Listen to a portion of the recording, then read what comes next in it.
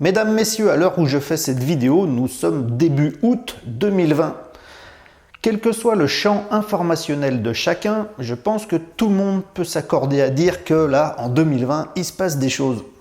Alors justement, selon l'information de chacun, tout le monde ne comprend pas ce qui se passe de la même façon, tout le monde n'interprète pas ce qui se passe de la même façon. Tout ça, ça dépend finalement du champ informationnel, des informations qu'on a, de la quantité et de la qualité des informations qu'on a. Et ensuite, en plus de l'interprétation qu'on peut faire de ces informations, donc chacun a sa vision un petit peu de ce qui se passe en ce moment, mais tout le monde peut s'accorder à dire qu'il se passe des choses en 2020, hein, contrairement à avant. Il y a beaucoup de choses qui bougent, hein, toute cette crise sanitaire, le Covid, etc. Et tout ce qui se trame derrière. Pour ceux qui sont plus informés, justement, on peut se rendre compte que c'est plus un jeu politique, tout ça, de grande envergure finalement, des grosses ambitions politiques mondialistes, avec tout un plan très pensé depuis très longtemps, qui se met en place depuis longtemps, mais là les choses s'accélèrent sérieusement. Et il y en a même qui diraient qu'on est dans une troisième guerre mondiale. Alors pas une guerre comme d'habitude sur le front avec de l'armement, des soldats, une guerre plus sournoise, plus moderne, une guerre numérique, une guerre de l'information. En fait, il y a un conflit d'information en ce moment entre justement un plan politique qui cherche à s'élaborer, à se mettre en place, et des gens qui se réveillent à l'incohérence de ce plan politique, à sa dangerosité quelque part, et qui dénoncent des dérives politiques mondialistes qui vont à l'encontre finalement du bien-être du peuple en général, de la population humaine sur Terre. Enfin voilà, il y a des gros conflits qui sont en jeu en ce moment et ça se passe tout essentiellement sur Internet parce que c'est un conflit justement d'information, c'est un conflit numérique, une guerre numérique de l'information autour de tout ça, de tout ce qui se passe, de tout ce qui se trame derrière. Donc si tout ce que je raconte là, vous comprenez pas de quoi je parle, si vous êtes curieux, je vous invite à vous informer parce qu'il se pourrait que l'information qui arrive gratuitement chez vous, notamment par la télévision, tout ça, les médias traditionnels, il se pourrait que tout n'est pas dit ici. Au contraire, il se pourrait que ça, ce soit un petit peu un outil de ce plan politique mondialiste et que on nous donne l'information qu'on veut bien nous donner, qu'elle soit vraie ou non. Enfin voilà, moi je vous invite à chercher plus d'informations libres, de l'information indépendante, c'est-à-dire de l'information qui n'a pas de conflit d'intérêt, qui soit autonome et indépendante. Et on trouve tout ça beaucoup sur Internet. C'est pour ça que je vous dis c'est une guerre numérique de l'information entre les médias traditionnels et les médias libres, finalement, les médias non conventionnés, qui sont plus indépendants, plus libres, qui n'ont pas de conflit d'intérêt et donc qui peuvent parler plus, qui ont plus de liberté d'expression finalement, même s'il y a pas mal de censure actuellement. Enfin, je ne vais pas rentrer dans le détail, je vous invite à vous informer sur tout ce qui se passe.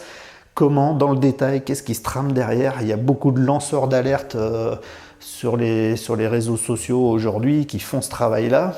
Moi, c'est pas du tout mon job. Moi, je suis que dans la spiritualité et puis dans une construction meilleure du monde pour l'humanité sur cette planète. Je suis pas dans les conflits, disons. Et justement, c'est l'objet de cette vidéo aujourd'hui. C'est que si on veut résoudre toute cette problématique mondiale finalement qui se passe en ce moment, je crois qu'il ne faut pas rentrer dans ce jeu justement de la guerre dualiste, les gentils, les méchants, et puis voilà, de rentrer dans des divisions comme ça, de conflits, y a des gentils qui voudraient combattre les méchants oppresseurs. Je pense que si on rentre là-dedans, c'est ce qui se passe malheureusement en ce moment avec tous ces lanceurs d'alerte et tout, c'est bien qui donnent de l'information, mais à mon sens, ils rentrent trop dans un conflit dualiste. Il y a les méchants, il faut les désactiver, nous on est les gentils. Je pense que ça c'est un peu erroné. Il y a une tradition, c'est les 140 000 justes, ça je crois que c'est dans l'Apocalypse. de l'Ancien Testament, il me semble, hein, l'Ancien Testament, l'Apocalypse, je crois, hein, je ne sais pas, je ne suis pas un expert, j'ai pas lu la Bible, désolé, ni l'Ancien ni le Nouveau Testament, bien que je crois en Jésus, tout à fait. Hein. Moi, je suis bouddhiste, mais je crois en Jésus, c'est pas du tout incompatible. Mais bon, voilà, je suis pas spécifiquement ni catholique ni protestant, j'ai pas lu la Bible, mais je connais le principe de l'Apocalypse, c'est-à-dire littéralement, il paraît que ça veut dire la révélation. Le temps de l'Apocalypse, c'est pas péjoratif, c'est le temps des révélations. Et il se pourrait que justement, comme on est en guerre numérique actuellement de l'information, une guerre de l'information, il y a beaucoup de choses qui se mettent en lumière, beaucoup de choses qui sont révélées, qui étaient très cachées jusqu'à maintenant et qui se mettent à jour, que tout le monde peut en prendre conscience à partir du moment où il va chercher de l'information. Il y a beaucoup de choses qui sont révélées, qui sont mises en lumière aujourd'hui. Et il se pourrait justement que si, admettons qu'on est vraiment dans cette troisième guerre mondiale, et puis qu'il y a autant de révélations, il se pourrait que ça corresponde un petit peu à l'Apocalypse qui a été annoncé, c'est-à-dire le temps des révélations pour changer de paradigme, sortir d'une humanité qu'on a chié jusqu'à maintenant, hein, qui a quand même bien souffert de toute son ignorance, de comportements qui n'étaient pas en adéquation avec les lois de l'univers et puis avec les lois de la vie finalement, qui a créé bien des désagréments à l'humanité jusqu'ici pour en arriver là où nous en sommes aujourd'hui finalement. Et donc l'Apocalypse, le temps des révélations, ce serait le temps où enfin il y a une espèce de réveil des consciences sur ce qui se passait de façon cachée, qu'on n'était pas conscient de ça, on était dans une matrice ignorant.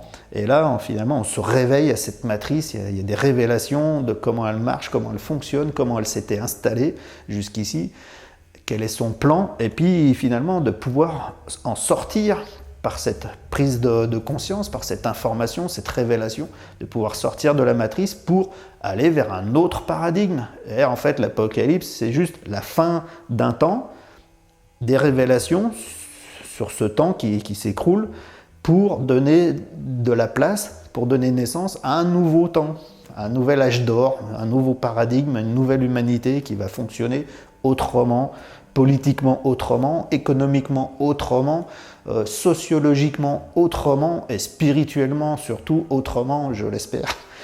Admettons que nous sommes donc dans cette troisième guerre mondiale, une guerre de l'information, admettons que nous sommes au temps des révélations, c'est-à-dire au temps de l'Apocalypse. Si on admet tout ça, simple supposition, alors il est temps de considérer ce qui va avec cet apocalypse qui est annoncé, c'est les 144 000 justes. Alors d'après moi, j'ai pas trop étudié les textes, hein, je vous dis, mais comme je comprends les choses, ça veut surtout dire qu'en fait, par exemple, en ce moment, si on est en plein apocalypse, on n'est pas loin bientôt de 8 milliards sur Terre, 7 milliards est débroutilles là, entre 7 et 8 milliards bientôt sur Terre, et il suffirait qu'il y ait 144 000 justes pour faire la balance entre le mal et le bien. Si on reste dans cette dualité bien-mal, il faudrait que 144 000 pour faire la balance. Alors ça s'explique tout à fait dans le sens où la lumière, elle gagne sur l'ombre parce qu'elle illumine. C'est mathématique, hein, ça c'est scientifique. Imaginez une grande pièce complètement noire. Vous voyez, je sais pas moi, une grande pièce qui n'a pas de fenêtre, qui n'a pas de lumière, une grande pièce absolument noire. Dedans, vous allumez une simple allumette, tout de suite, la lueur permet de pratiquement tout distinguer. Parce que la lumière, aussi infime soit-elle, elle illumine, c'est son principe, c'est de rayonner, c'est d'illuminer. On connaît la vitesse de la lumière, que pour le moment c'est la vitesse la plus rapide qu'on connaisse. Pour nous, rien ne va plus vite que la lumière finalement. La lumière va extrêmement vite et elle se diffuse partout tant qu'il n'y a pas d'obstacle. Dans une pièce noire, vous allumez une bougie, un briquet, tout de suite, tout peut être distingué, tout est illuminé. La lumière, aussi petite soit-elle, elle illumine grandement, elle a une grande puissance d'illumination, quoi. C'est mécanique, hein, ça. Et donc si on part du principe que même s'il y a beaucoup d'ombre, Il suffit qu'il y ait un peu de lumière, justement, pour éclairer cette ombre, pour la mettre en lumière, pour la révéler, et finalement lui faire perdre son pouvoir, puisque si elle est mise en lumière, elle devient lumière, tout simplement, elle se transforme. Et ce serait le principe, c'est qu'il faudrait qu'il y ait une petite portion de gens éveillés dans la lumière, de porteurs de lumière, qu'on appelle ça des guerriers de lumière, j'aime pas du tout, je vois pas pourquoi la lumière aurait besoin de faire la guerre, mais plutôt on va dire des travailleurs de lumière, des porteurs de lumière, des travailleurs de lumière, des artisans de lumière, des gens qui se concentrent sur l'amour et la lumière plutôt que sur la guerre et sur la peur, sur la haine, sur l'envie, enfin tout ça, enfin tout ce qui se concentre plus sur l'unité, l'amour, la lumière, l'unité, plutôt que sur la dualité et tous ces désagréments, quoi. Et donc il suffirait qu'il y ait une petite proportion de gens éveillés qui se concentrent sur l'amour et la lumière pour faire la bascule, malgré que l'ombre soit plus présente, plus forte. Et ça suffirait pour faire la bascule, justement parce que, comme je vous le dis, si dans une pièce noire vous allumez une bougie, ce n'est plus une pièce noire, c'est une pièce avec de la lumière. Même si elle est faible, c'est une pièce qui est illuminée, c'est plus une pièce noire. Donc ça suivrait ce principe-là. Un espèce d'égrégore, c'est-à-dire que s'il y a 144 000, ça c'est très symbolique, hein. Je ne pense pas que ça fasse pile 144 000 personnes. C'est très symbolique, mais c'est pour montrer un petit peu la proportion, qu'il suffit qu'il y ait une petite proportion pour faire la bascule. Mais il faut qu'elle soit là quand même. Comme je visualise les choses, et ce que je propose, c'est que ces 144 000, là où ils doivent faire la différence, c'est que par rapport aux plus de 7 milliards actuellement sur Terre, c'est de vraiment se concentrer sur l'unité, l'amour, la lumière, c'est-à-dire aucun combat, aucun conflit, aucune guerre, forcément pas de dualité, donc il n'y a pas les méchants, les gentils, c'est que de l'amour en fait. Les 144 000, ils vont faire la bascule s'ils rentrent vraiment dans une grande sagesse, un éveil très, très profond, une grande sagesse d'être vraiment rentré en unité, de rayonner cette unité, de rayonner la lumière, de rayonner l'amour de leur cœur à 100%, à chaque instant, tout le temps, dans la plénitude et dans la sérénité, c'est-à-dire qu'on n'est plus en dualité, donc il n'y a plus de combat à faire. On laisse ça aux autres, justement, qui n'ont pas compris ça. Les lanceurs d'alerte, justement, c'est bien tout le travail qu'ils font d'information. Mais ils sont trop dans un espèce de combat dualiste. Eux, c'est l'ombre, eux, c'est les méchants, nous, c'est les gentils, nous, c'est la lumière. Il faut qu'on les combatte, il faut qu'on les désactive. Ça ne marche pas comme ça. Tant qu'on est dans la dualité du combat, eh ben, on donne de l'énergie dans ce combat, on l'alimente, et donc il existe. C'est la loi de l'attraction, ça c'est une loi universelle, tout est énergie dans l'univers. Et là où il y a de l'énergie, il y a de la création. L'énergie, c'est le ki, c'est l'énergie, c'est l'action. Donc là où il y a de l'énergie, là où il y a du ki, il y a de la création. Là où il n'y a pas du tout d'énergie, il n'y a pas du tout de création, il ne se passe rien, il n'y a pas d'énergie. Eh bien là où on focalise notre énergie par nos pensées, nos paroles, nos actions, même nos émotions, nos sentiments, tout ça, c'est de l'énergie qui rayonne. Et là où on la focalise, c'est là qu'on crée.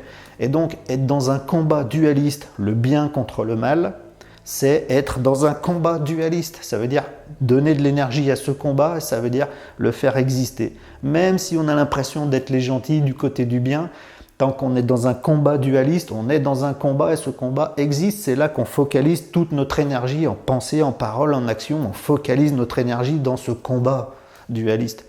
Donc les 140 000 justes, là où ils doivent faire la différence pour qu'on arrive au bout de cet apocalypse et puis à un nouveau paradigme, un nouvel âge d'or, que l'humanité soit sauvée, quoi, finalement, qu'elle soit sauvée de l'ombre et qu'elle entre vraiment pleinement dans l'éveil, dans la lumière, ce qu'elle n'a pas eu jusqu'à maintenant sur cette terre.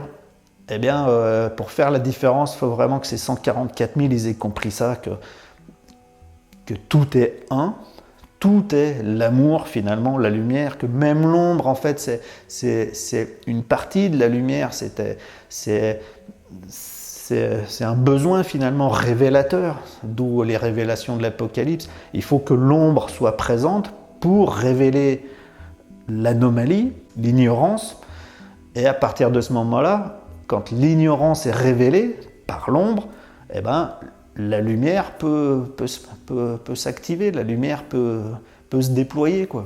La connaissance, la conscience peut s'éveiller, peut se développer. Donc en fait, en réalité, il n'y a pas de bien, de mal, il n'y a pas de dualité, et tout ça c'est un plan, mais il suffit d'orienter le plan par l'énergie qu'on met. Où est-ce qu'on focalise notre énergie? Est-ce qu'on focalise notre énergie dans une guerre, dans un combat contre le mal, ou est-ce qu'on focalise notre énergie dans la création de la lumière, du bien?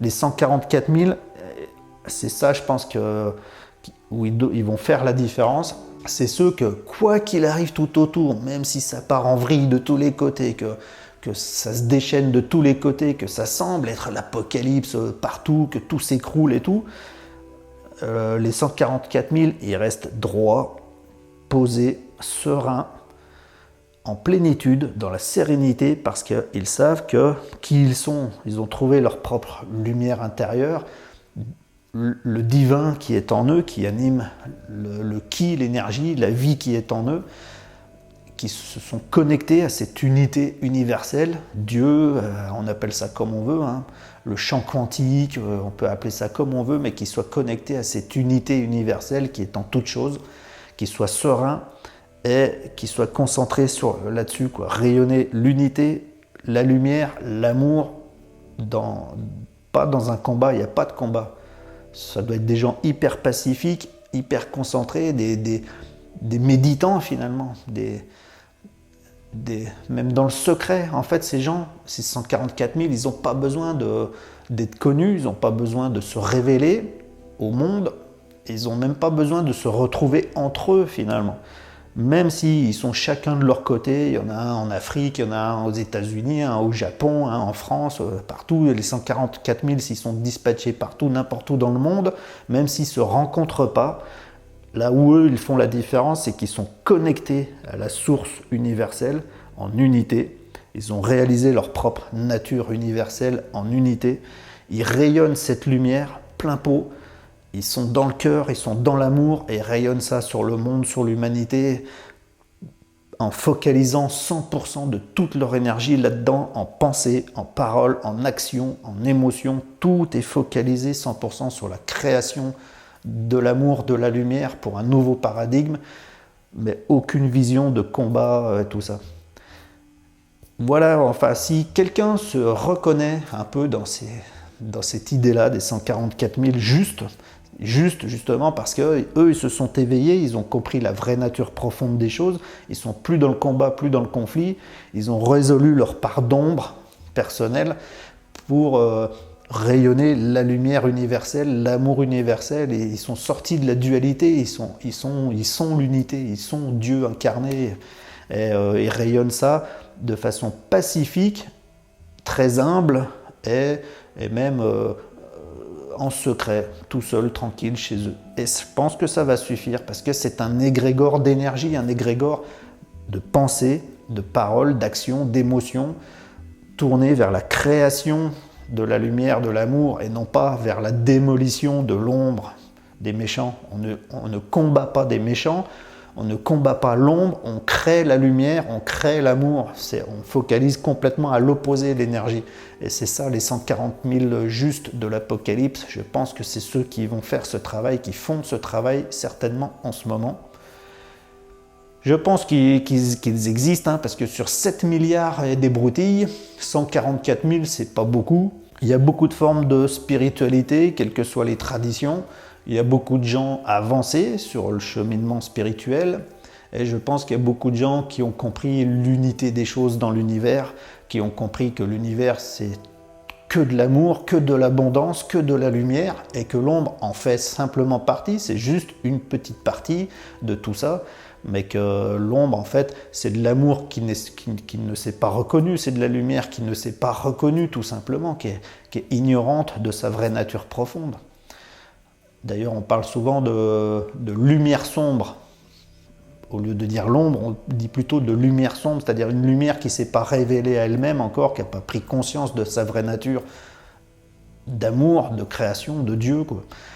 Mais ça va venir. Et justement, c'est aux 144 000 de rayonner de la lumière pour mettre en lumière l'ombre qui reste dans nos paradigmes, dans nos vies, et pour qu'elle s'estompe, pour qu'elle s'éveille à elle-même et qu'elle devienne lumière et qu'on change de paradigme. Je crois que c'est ça qu'il faut faire maintenant. C'est pas la peine de faire la guerre contre les méchants, il faut créer ce qu'on a envie, il faut créer ce qu'on veut voir se manifester. Tout est énergie dans l'univers, il suffit de focaliser l'énergie de façon concentrée, instant par instant, au bon endroit. Pensée, parole, action, tout concentré vers l'énergie où on veut se voir créer des choses. Donc si on veut créer une nouvelle humanité plus sereine, plus pacifique, plus heureuse, il faut créer quelque chose qui aille dans ce sens, vers la lumière, vers l'amour, la solidarité, le partage, l'union des forces, l'unité, sortir de cette dualité de conflits, d'intérêts, d'ego, de justification, d'affirmation, enfin d'identification erronée, quoi. Tout simplement, je crois qu'il est là le boulot. Donc voilà, s'il y a des gens qui se reconnaissent dans les 144 000, restez bien concentrés sur la création de l'amour, de la lumière par votre énergie, vos intentions. En fait, tout est dans l'intention et dans la foi, dans la pratique. Je vous mets une petite vidéo d'une interview de Guis, une dame au Québec très surprenante, qui a fait un gros cheminement et puis qui explique un peu comment rentrer vraiment dans le cœur, comment retrouver sa souveraineté, se reconnecter à notre vraie nature profonde et puis retrouver notre vraie souveraineté, sortir de la matrice en fait. Comment sortir de la matrice dualiste que le plan politique mondialiste essaye de bien nous inculquer pour nous maîtriser, pour nous contrôler et puis aller de l'avant dans leur capitalisme sans fin. Voilà. Je voulais partager un peu cette idée des 144 000 justes au temps de l'Apocalypse 2020. 2020, combien on ne sait pas combien de temps ça va durer, on n'espère pas trop longtemps. Peut-être que ça va se déchaîner un peu parce que justement, si la lumière sombre, pour pas dire l'ombre, se rend compte qu'on est au temps de l'Apocalypse, des révélations, elle panique parce qu'elle se dit « Oulala, attends, c'est risqué pour nous, c'est le début de la fin, on est en train d'être mis en lumière, on ne peut plus se cacher. » C'est le principe de cet apocalypse. Donc il se pourrait qu'en pleine panique, elle déchaîne tout son armement, tout ce qu'elle a, tout ce qu'elle peut donner encore pour se maintenir. Et donc nous, si on veut être dans la lumière, dans l'amour, dans l'unité, et non pas dans la guerre, dans le conflit, dans la dualité, il s'agit de rester centré, de rester posé, quoi qu'il arrive, même si ça se déchaîne, tout se passe dans le cœur. Si on retrouve notre souveraineté, qu'on est connecté vraiment à notre âme, qu'on est serein dans la foi de qui on est profondément et qu'on rayonne cela, qu'on le manifeste avec fermeté mais passivité, on a gagné. On a d'ores et déjà gagné. Et les 144 000 justes, c'est eux qui font ce travail, quoi. Alors, pas d'ego là-dedans, il n'y a pas besoin de dire qui sont ces 144 000, on s'en fout, pourvu qu'ils existent, ils n'ont pas besoin de se manifester, ils n'ont pas besoin de s'identifier, ils ne cherchent pas la reconnaissance de quoi que ce soit. Eux, ils ont déjà réalisé l'unité, logiquement, donc ils n'ont plus d'identification, ils sont dans l'amour, dans l'éternité finalement de Dieu, de la création, de l'univers, du champ quantique, appelez ça comme vous voulez, mais eux, ils ont compris que c'était leur nature profonde, ils ont repris leur souveraineté et ils rayonnent ce qu'ils sont, c'est-à-dire tout amour, lumière, amour, c'est tout. Dans la sérénité, la passivité, la méditation, la contemplation, sereinement, tranquillement, quoi qu'il arrive, dans la foi. Voilà, donc faites-le. Si vous sentez que ça vous parle, tout ce que j'essaye de partager, essayez de canaliser toujours vos énergies en pensée, toutes vos pensées, vos paroles, vos actions, vraiment concentré sur la création de ce que vous souhaitez, la création du bien que vous souhaitez pour vous et pour l'humanité. Arrêtez de concentrer votre énergie sur ce qui ne va pas et d'essayer de combattre ce qui ne va pas, puisque c'est là que vous mettez de l'énergie, vous en verrez toujours des choses qui ne vont pas, des choses à combattre, puisque c'est là que vous mettez votre attention. On sort de ce qui ne va pas et on va vers ce qui va bien. Grosse nuance fondamentale, celle des 144 000. Sur ce, je vous remercie d'avoir suivi cette vidéo. Je vous donne rencard à une prochaine.